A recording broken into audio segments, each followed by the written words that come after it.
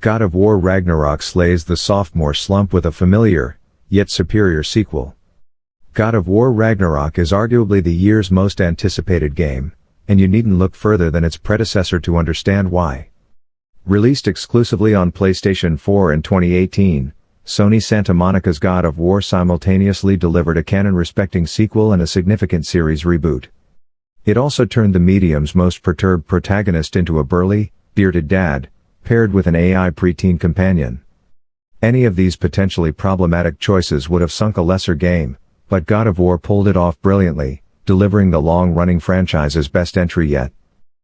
Of course, the popularity and success of Kratos and Atreus' first adventure puts its sequel on the spot, saddling it with unrealistic expectations to re-raise the bar. Toss in the fact finicky fans have suggested it'll be held back technically by Sony's decision to put it on both the PS5 and last-gen PS4, and the father-son duo face a challenge as daunting as thwarting a pack of angry dragger.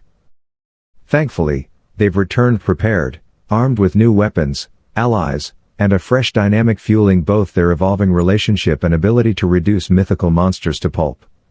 Ragnarok will still feel comfortably familiar to anyone who's split an ugly beast skull from behind Kratos' Leviathan axe, but by layering fresh elements into its proven formula, it also nails a rewarding balance between retaining what previously worked and taking that reliable template to new heights. The most surprising aspect of 2018's God of War was the emotional story at its center. Earlier entries put Kratos front and center, but his PS4 debut saw him sharing the spotlight with Atreus, a young son he hardly knew.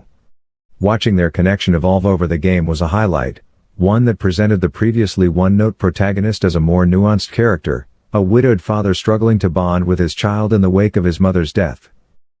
Rather than recycling the same relationship dynamic, God of War Ragnarok, which picks up a few years later, takes it in riveting new directions.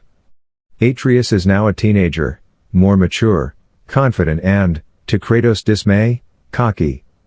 They are at once closer than ever and pulled in separate directions, a complicated scenario shaped by both Atreus' teen angst and the events the two set in motion during the last game's conclusion. Spoiler warning for those who skipped God of War, the pair inadvertently triggered the Norse apocalypse, while also discovering Atreus may be a god himself, specifically Loki.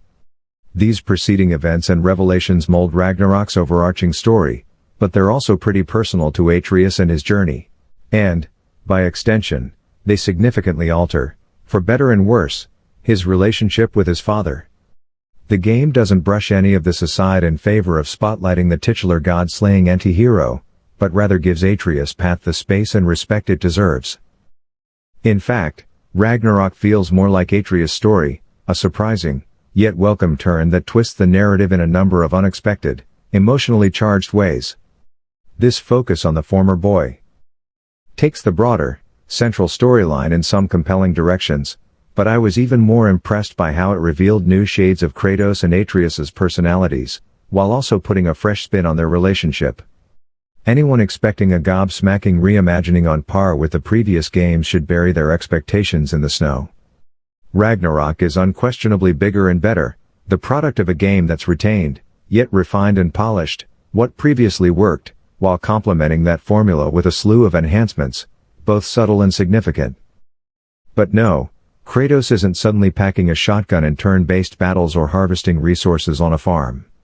This is a sequel in the tradition of most follow-ups to acclaimed games. It doesn't fix what isn't broken, and it smartly builds on what came before it. That'll be more than enough for most, but given how much 2018's entry changed the game, literally and figuratively, it's worth mentioning to nip any potential disappointment in the bud. God of War Ragnarok is not without flaws, nor does it represent a dramatic series reimagining on par with its predecessor. But it is a highly ambitious, incredibly polished follow-up that smartly retains and refines its forerunner's best elements, while building on that winning formula in meaningful ways. It's also one of the absolute best PS5 games, and a more than worthy sequel that should have fans raising a celebratory mug of mead.